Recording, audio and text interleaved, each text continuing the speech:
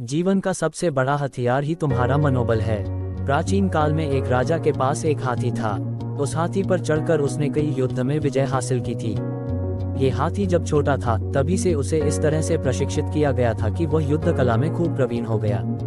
युद्ध में सेना के आगे चलते हुए ये पर्वत सा हाथी जब गुस्से से चिंघाड़ता हुआ दुश्मन सेना में घूमता था तो दुश्मनों के छक्के छूट जाते थे। इस तरह इस बलवान हाथी की कीर्ति चारों दिशाओं में फैली हुई थी।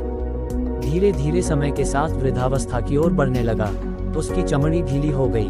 उसकी जवानी का जोश और पराक्रम जाता रहा। अब उसे केवल हाथीशाला में ही रखा जाने लगा। उसका महत्व कम होने के कारण उसका पहले जैसा ध्यान नहीं रखा जाता था। उसे मिलने वाले खाने में भी कमी कर दी गई। कई बार तो बुढ़े सेवक के ध्यान चूक जाने से उसे भूखा प्यासा रहना पड़ता था। इन दिनों से ठीक से पानी नहीं मिलने के कारण और एक दिन बहुत प्यास लगने के कारण वह हाथीशाला से निकलकर एक पुराने तालाब के किनारे चला गया। वहां उसने खूब छककर पानी पिया और नहाने के लिए गहरे पानी में उतर गया। लेकिन तालाब में ज्यादा कीचड़ होने के कारण वह वृद्धा हाथी उसमें फंस गया। वह जितना कीचड़ से निकलने का प्रयास करता उतना वह अंदर धंसता जाता। ऐसा करते करते वह गर्दन तक कीचड़ में फंस गया। वहां आसपास के लोगों ने उस हाथी को पहचान कर उसका समाचार राजा तक पहुंचाया।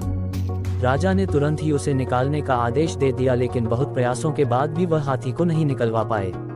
सभी उसे मौत के मुंह में जाते हुए देखने को विवश थे। तभी एक मंत्री ने राजा को एक युक्ति सुझाई। राजा ने हाथी को निकालने वाले सभी लोगों को वापस बुलवा लिया। अब सारे आदमियों को युद्ध सैनिकों की वेशभूषा पहनाई गई और वो सभी वाद्य यंत्र मंगवाए गए जो युद्ध के मौके पर काम लिए जाते थे। हाथी के सामने युद्ध के नगाड़े बजने लगे और सैनिक इस तरह से उस हाथी की ओर बढ़ने लगे जैसे वह दुश्मन पक्ष के हो। ये दृश्य देखकर उस हाथी में गजब का जोश आ गया।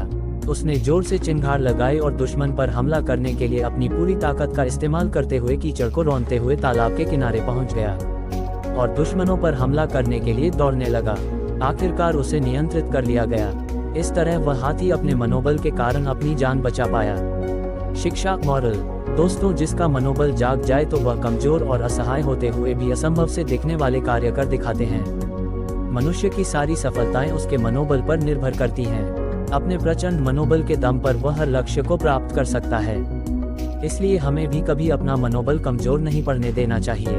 हो सकता है कुछ असफलताएं मिले, लेकिन हमें दुगुने उत्साह के साथ वापस उठ खड़ा होना है और फिर से भरपूर प्रयास करना है।